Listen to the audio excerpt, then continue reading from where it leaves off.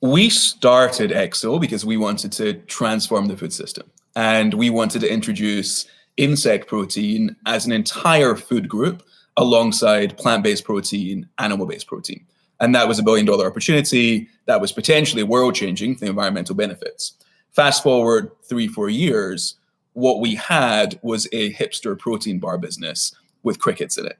And so when we looked ourselves in the mirror, it was kind of cool. We were in Whole Foods, we were in Equinox gyms, we were Forbes 30 under 30. Like we had all these sort of surface level accolades, but we weren't actually fulfilling the mission that we set out to fulfill. That's Gabby Lewis, co-founder of Magic Spoon, a startup that's reinventing the cereal aisle. I'm your host, Patrick McGinnis, and this is FOMO Sapiens. With the world spinning out of control, it can be impossible to know what to do and what to miss out on. That's called FOMO, which is short for fear of missing out. How do I know? Because I coined the term, and I'm the world's leading FOMologist. And this is a show where I ask entrepreneurial thinkers, people I call FOMO sapiens, how they live and work with conviction no matter what life throws at them. FOMO. FOMO. FOMO. Welcome back, FOMO sapiens. Now, I've got a really interesting guest here, and he has started 2 food companies, including one called Magic Spoon that makes a new kind of breakfast cereal. It's healthy, it's better for you, but it tastes like the cereals you loved as a kid. So I guess he's what you could call a serial entrepreneur. Get it? All right. Now, that's a terrible joke, but it's actually factual. He's a serial entrepreneur. Anyway, but Magic Spoon isn't just any cereal company. It's a startup that sells only via the internet to consumers. It trades on nostalgia and healthy properties in order to get people to buy. And it has a huge social strategy. So it's got something like 200,000 Instagram followers. I mean, that's ridiculous. I got to think Toucan Sam, Count Chocula, and the leprechaun from Lucky Charms are feeling pretty jealous right now. Now, while the product is cool and Gabby's got a great Scottish accent, the reason why I wanted to have him on the show is much more than that. It's about the journey and the decisions he's made to get to where he is today. And these are some pretty interesting things. Includes things like starting a cricket protein bar company called EXO out of his dorm room at Brown. That's unusual. It's also the fact that he had tons of initial success, raised millions of dollars, had tons of hype. And then after 5 years, he realized it wasn't going to scale like he wanted. And he decided with his co-founder to exit the business and start all over again. And they did that 2 years ago with Magic Spoon. Now, some of you long-term listeners might just remember another set of entrepreneurs who started their business out of their dorm room over at Brown, Marco and Rip from Rip Van Waffles. And in fact, it was Marco who gave me the backstory on Gabby and told me that I just had to have him on the show. So I want to thank you, Marco. Very good recommendation. Love that. Then stick around for the faux moment of the show. We're going to talk about how you know when it's time to throw in the towel on a project, be it a startup, a side project, or a cricket protein bar company, if you have one of those. And then we'll talk about when to stick with it. So it's a really important topic for any of you entrepreneurs or anybody who's just doing something that takes up a lot of time and you don't quite know if you should keep going. And now onto the interview. As I mentioned, Gabby started a cricket protein company out of his dorm room. What I didn't tell you is that he turned down a high-paying hedge fund job working for the legendary Ray Dalio in the process. So I started our conversation by asking Gabby how he developed the conviction to turn down all of that money and to try to convince people to eat bugs. It's a great question. I would say that it wasn't a rational decision. I would say what gave me the conviction was probably, like most entrepreneurs, a little bit of irrational overconfidence. And I actually very nearly went to join a hedge fund called Bridgewater, largest hedge fund in the world, at least at the time. And that was sort of the alternate path for me. But I knew I never wanted to end up doing that. And so if I'd chosen that path, it would have been a short term, do a few years in finance, make a bit of money. Then everyone says they'll quit after a few years. Nobody does. Everyone gets tempted by the raise. And so I knew if I went down that path, it would be very hard to get off that path. And so given that I wanted to eventually start a company, decided might as well just dive in head first and do it right after college. Now, this is, and we're talking about Bridgewater here, very high paying jobs at Bridgewater. All my friends who work there seem to be buying lots of houses and stuff. And so you had like a number that you could expect. Did you actually, when you thought about this, was this more of a sort of a feeling, or did you sit down and sort of like put pen to paper and say like, this is what I'm giving up. This is the risk I'm taking. This is the potential upside if I do something on my own. How did you think about that? It was somewhere in between. I was also heavily motivated by everyone telling me it was a silly thing to do. And so basically every parent, every friend was like, how can you turn down a job at Bridgewater? And not only that, you're going to turn down a job at Bridgewater to start a company selling cricket protein bars, which seems crazy today, seemed even crazier 7 or 8 years ago. And at the time, there was a couple of articles, one on the BBC, maybe one on National Geographic, about cricket protein being this futuristic, sustainable, economical protein source. But nobody had started a business around it. And it was still like even more fringe and niche than it is today. So everyone thought it was insane. To me, that was like a little bit motivating, always wanted to do things a little bit differently. And then obviously, any way you do the math is just purely hypothetical, right? So like I did sit down and I did sort of project, okay, here's what it's going to look like if I go to Bridgewater. And then when you start to project what it might look like if you start your own company, any assumption is just pulled out of thin air. So it's sort of a useless exercise. And so I'd say at the end of the day, like I tried to put pen to paper, but ultimately more of a gut decision. But I like that you did that, because one of the things that I've found is we can sit there stewing in our heads. And I've had these decisions in my life where it's like every night I'm in bed, like turning, and I never bother to put things down on paper. So when you write things down, you make them tangible, you can actually make some sort of analysis. So you go off and do this with your co-founder, Greg, and you guys do well. You're Forbes 30 under 30. You raise more than $5 million for this really kind of, new idea. And you're changing people's minds about something they put into their body, right? So you're changing consumer behavior, which I think is one of the hardest things to do. How did you think about the opportunity, and how did you get people to say like, oh, I'll eat that bug bar, when maybe they'd never thought about it before? We got people to do it by being very selective about who we're asking to do it. So we deliberately went to certain niches that we knew would have a higher propensity to do something a little bit weird for the sake of their diet. So when we started that business, it was peak CrossFit, it was peak paleo, it was peak gluten-free, all these trends of which now they've morphed into different things. At the time, they were like really, really getting huge.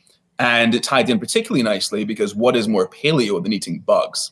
And when you look at what a real paleo diet is, it wasn't steak wrapped in bacon for 3 meals a day like the paleo diet was practiced here a few years ago. It was hunter-gatherers foraging for bugs and berries and leaves. And so the paleo diet, which was, like I said at its peak a few years ago, that community really embraced what we were doing. And we formulated the products largely for those sorts of niche diet communities. And so what we found was it was much easier than we expected to penetrate and get the first, let's say, 1,000, 5,000, 10,000 customers. The next 100,000 customers, million customers was far, far harder. And so crossing that classic chasm from like the early adopters to the mainstream audience, that was where we struggled with that last business. Yeah, you end up selling to your main competitor and then, went on to start Magic Spoon. So I think a lot of people see this, okay, it's like, okay, you started a company, you sold it, you must have made millions of dollars, and now, you're just like post-economic. But tell us about what that's really like. I mean, did you sell because the offer was so compelling you couldn't refuse? Did you sell because you said, listen, this is great business, but it's not going to be $1 billion business, and we want to go off and do something kind of more easy to scale? How did you think about that? We started EXO because we wanted to transform the food system. And we wanted to introduce insect protein as an entire food group alongside plant-based protein, animal-based protein. And that was $1 billion opportunity that was potentially world-changing for the environmental benefits. Fast forward 3-4 years, what we had was a hipster protein bar business with crickets in it. And so when we looked ourselves in the mirror, it was kind of cool. We were in Whole Foods, we were in Equinox gyms, we were Forbes 30 under 30. Like we had all these sort of surface level accolades, but we weren't actually fulfilling the mission that we set out to fulfill. And so we sort of had two choices. Choice one was keep it going down the path we're on, sort of accept we've got kind of a cool, smallish business selling these protein bars with great branding and getting some good PR. Or if we really wanted to fulfill the mission here, we would have had to raise tens, if not hundreds of millions of dollars. We'd have had to hire lobbyists. We'd have had to change legislation. We'd have had to invest tens of millions in TV campaigns to change hearts and minds and really shift consumer behavior. And that would have meant committing to being the guy slinging crickets for the next 30, 40 years. And when we looked in the mirror long and hard, we didn't want to be cricket farmers for the rest of our lives. And so we decided to sell the business to a supplier, actually, and then take some time and start another business. This is always hard to do. You see somebody who's built a business, they've had success, they've raised the money, they launched it, they've got the public profile, there's the articles, and it's kind of like part of your identity, right? It's like people know you as the cricket protein bar person. And I could Google you right now. I'm sure I'd find lots of articles about it. And then you make that decision to go back into the wilds and start over, which is, I have to imagine, exciting, but also intimidating. And unfortunately, a lot of entrepreneurs just stay stuck in that place where it's like, okay, this isn't scaling, but this is me now. This is it's like an ego expressive part of who I am. And I'm not willing to let that behind. You did that. Did you at the time feel kind of like you were losing a little bit of your identity when you exited that business? I did. And the cricket protein bar business was such a weird business. I think more so than many others, we did get this identity. Like people would call us the cricket guys. And like you said, you Google us and every headline, it's like, meet the Brooklyn duo making cricket bars. And like, it's all just us, the cricket guys. But at the same time, there was really no other choice. So we didn't want to just keep on like slightly pushing for years and years. And one of our investors said to us actually like very early on, he was like, the minute this thing isn't just explosive, the minute you feel you are like remotely just zombieing on day to day, that's the minute not to do it anymore. And that's like the worst place to be. And that's the hardest place to get out of, is when it's just sort of like mundane day to day. You're like maybe growing a little bit, but not enough to be having fun anymore. And that was sort of where we found ourselves, that it would have been very easy just to like keep going, but nothing would have changed for years. And, we needed something to change. Okay. So you say goodbye to the cricket guys. And by the way, I understand this as the person who's like the FOMO guy that everybody just, I mean, it is this kind of thing where like, part of me is like, that's cool. Part of me is like, well, I do other things too, don't put me in a box. But it is one of those things that you get used to being associated with something like this. And so you leave and you settle on cereal. Cereal, I'm going to put it out there, and I'm sure many of our listeners are just like me. I ate a ton of cereal in my youth. I mean, I ate all the cereal. In fact, I actually lived with a guy who stole the cereal dispensers from the cafeteria at Georgetown, had them in the room. He was a bit of a klepto, so you had to watch everything. But I mean, there was a lot of cereal in my life. And then, you sort of hit adulthood and you start thinking, well, I really want to ingest that into my body. And that's what you observed, was the fact that you had been big consumers and all of a sudden they were incompatible with a healthy lifestyle. So tell us about how that journey started. How did you figure out sort of that the opportunity was there? And then how did you actually go ahead and make the first products that you put out to consumers? Yeah. So after EXO, we knew we wanted to stay in the food and beverage business, and we had a few criteria that we wanted to satisfy with the next business. And the biggest one was we wanted to go into a huge market.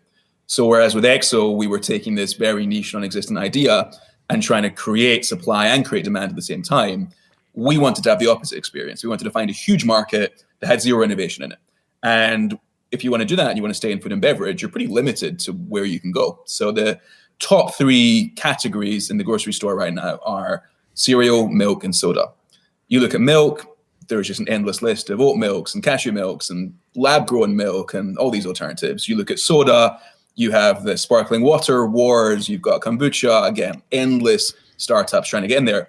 You look at cereal, you got this $11 billion market domestically, and it looks the same as it did 20 years ago.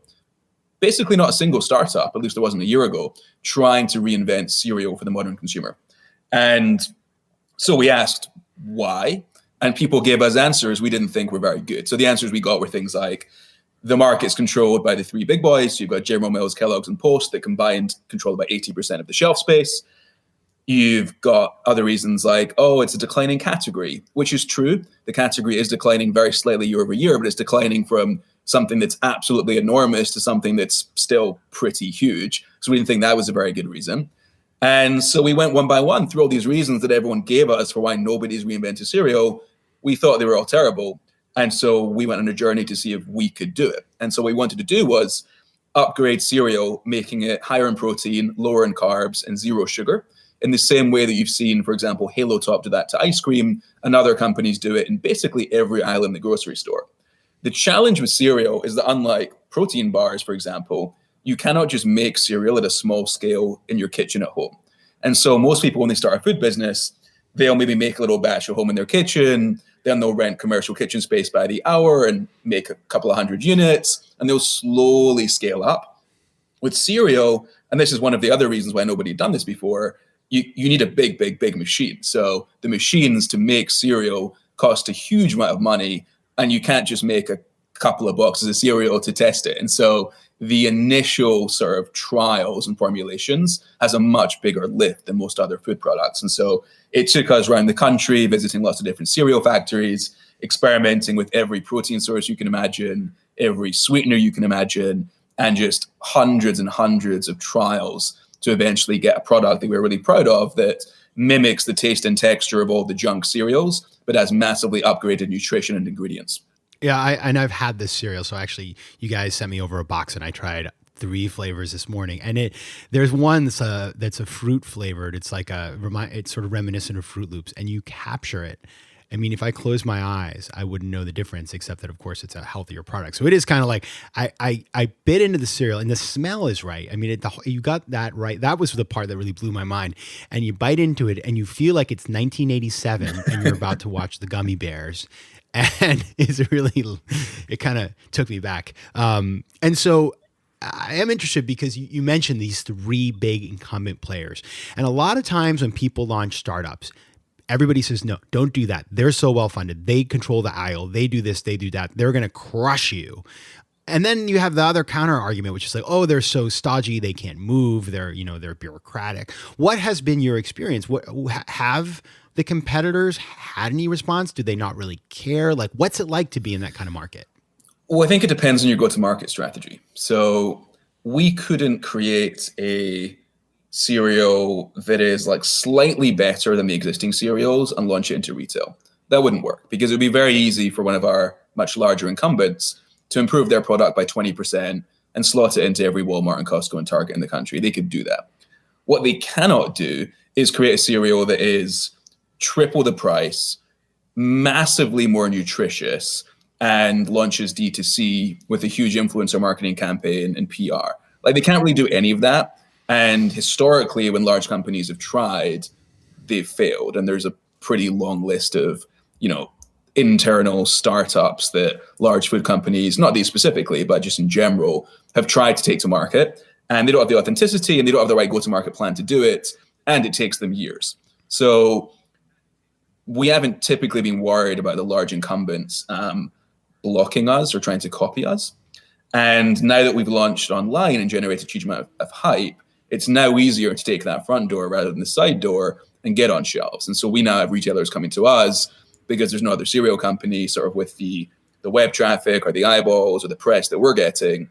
And so we can do that today. It would have been harder to do that when we launched a year ago. And so you kind of have used your direct-to-consumer strategy because people buy this on your website. I mean, it's amazing. You're subscribing to cereal if you want. That will be your Trojan horse into actual physical stores. Eventually, and that was the initial plan. So the initial plan was, all right, let's launch online. Let's get a bit of traction there. Let's get our Forbes article. Let's, get some influencers to post about it. And then we can use all that to make a nice deck and pitch the Whole Foods buyer. And then we'll go and start the real business, which is retail. However, our D2C business has exploded. And we've sort of pushed far beyond the ceiling that I thought existed for a D2C cereal business. And ceilings exist for any business D2C, right? Whether you're selling mattresses or eyewear or whatever. So we always knew the ceiling existed. I placed it at a much lower level than it's actually at. So now our strategy is morphed a little bit, and now we're purely focused on D2C. We'll eventually go into retail, to scale to the level we want to scale this business. But we don't need to go there anywhere nearly as soon as I thought we would have had to.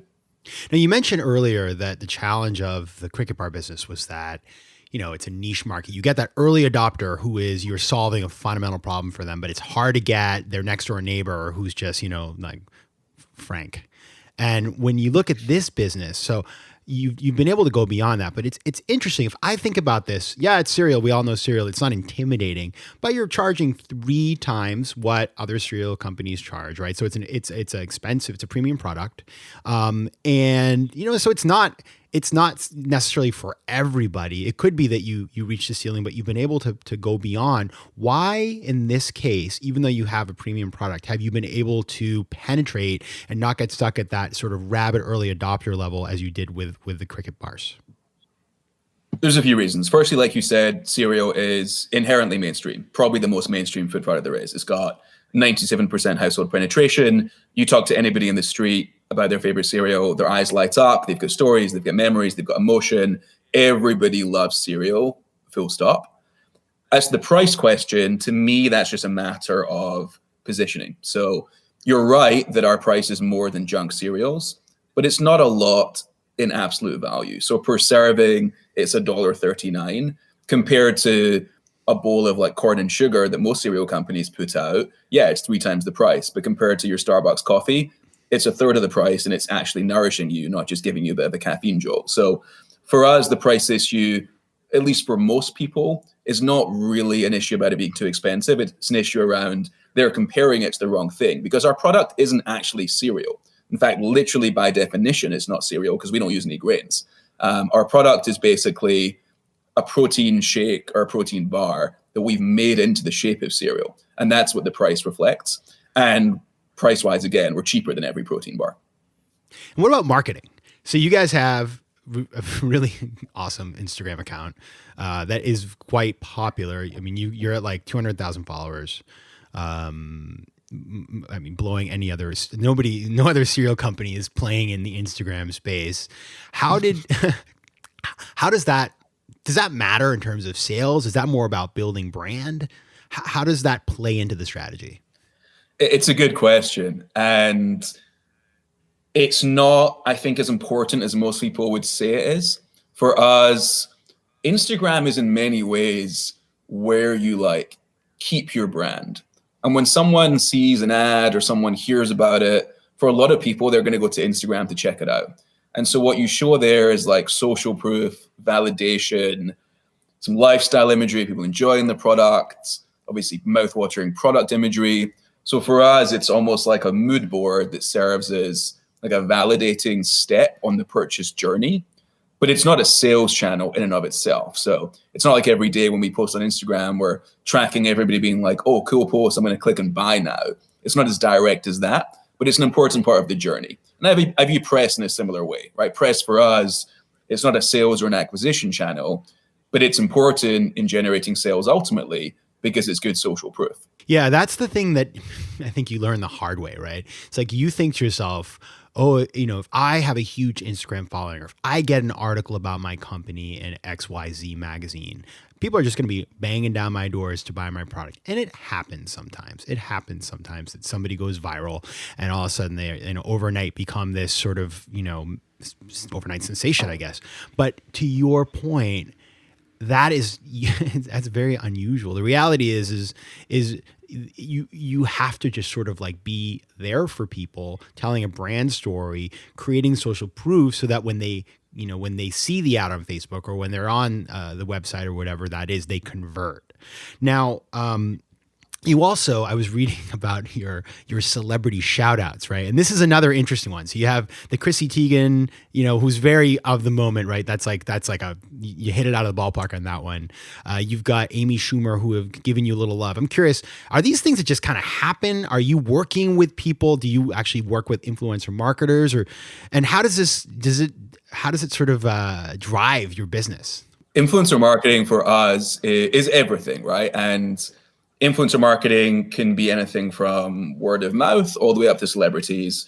And in the middle, you've got podcast advertising, you've got Instagram influencers of 100,000 followers. And so for us, it's a spectrum. And We do stuff at every step of that spectrum. So on the lowest level, we are seeding dozens of influencers, small influencers every week with free product. And that yields a huge amount of like seemingly organic shout outs on social media. And then on the mid level, we're sponsoring a lot of podcasts. We are doing some paid integration with like medium-sized health and wellness influencers. Then on the top end of the celebrities, we have some celebrities who are investors in our business, and then some who we sort of seed product to through connections. We've never like paid a celebrity to endorse our product. That's not something we would ever do, I don't think, at least not far into the future. But they all work in different ways. So the sort of seeding of smaller organic influencers, that's good for giving the impression that Magic Spoon is everywhere, which, similar to an Instagram feed that looks beautiful, I think is a really important thing to convey to people, that this cereal is like taking over the internet, and every influencer they follow, whether they get 10,000 followers or 100,000 followers, is loving it and having it for breakfast. And so we want to create this like overarching feeling that this is like the cereal of the future that's just like taking over the internet. And then the celebrities obviously are a bit of a different function, but still important. So you have been growing, you've got this brand building exercise, you're doing product development, everything is going well, you raise capital, and then boom, pandemic. How, and it was actually for your business a boon, right? So you saw growth, you saw people stuck at home looking for healthier things to eat, changing their consumer behaviors. And so how did you respond to the unique situation that was provided by the pandemic? I don't think the pandemic was necessarily one thing to respond to, right? It was sort of endless small things, some of which for our business were good, some of which, personally of the business were not so good. So it was sort of very case dependent on the thing we're talking about specifically. I think we're deeply grateful and incredibly just lucky that we are selling food online that's healthy and shelf stable. And so from a business perspective, we've seen demand increase both from existing customers who are maybe at home more, having breakfast more, and they're upping their consumption frequency, but then also new customers who maybe perhaps weren't shopping online and now they're finally buying stuff online. So from a business perspective, it's been great on the demand side. The supply side is a bit of a different story. So obviously there's shipping delays that every company is experiencing. Supply chain's a little bit tricky. So that's been hard, but we're grateful that that's been our biggest challenge when many other businesses right now have serious existential challenges. So you now have survived and thrived your thing, and there's a lot of temptation to do a lot of different things, right? I mean, I'm sure people are telling you all the time, well, why don't you expand into this or that? Why don't you have 53 flavors? And yeah, you probably have the money to do that, right? But as you think about the decisions you make, what's your advice in terms of choosing wisely to take the path that will be most favorable to you? How do you think about that? In our particular case, we know that given the size of the market, we don't need to do very many things. And in fact, the market could be much smaller for that to be true. So for us to generate, X million dollars in sales, whatever the goal is, we can probably do that just by being good at Facebook ads. And I think that's probably true of most businesses. We're doing three things right now, basically. We do influencer marketing, Facebook ads, and podcast ads. So we're getting really good at those three things, all direct to consumer. I think where most brands falter is they try to do every acquisition channel, every retention channel, and then offline as well as online. And not only just like by definition can a small team not do that many things well, but also you just don't need to for most businesses. Most businesses can probably hit their year 1, year 2, year 3 goals just by getting really world-class at one or two of those things and leaning in and scaling up spend there.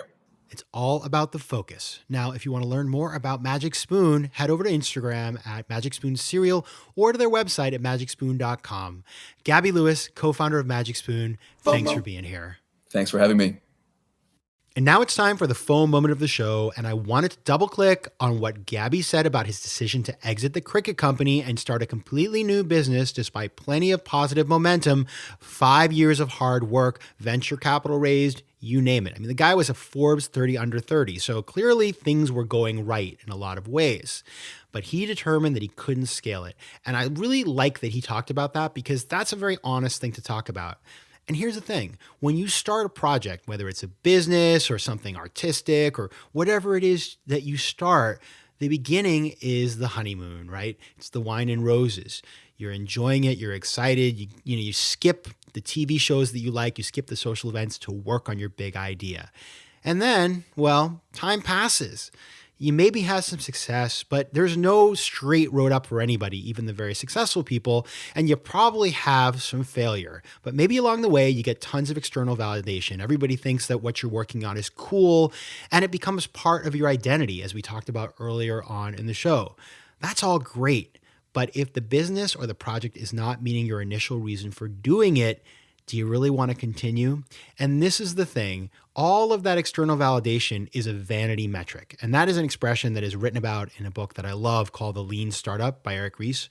It's all about the fact that there are things that feel good. It's the newspaper article. It's the friend telling you how cool your project is. It's all of that sort of stuff, which is great, but you can't eat that for dinner, right? And so if you're doing the project to generate that kind of psychic value, that's terrific. Keep going. But if you need to make money or you need to see a return on your time and investment, then you got to get serious. And that means you got to do 4 things. First, you need to establish real metrics.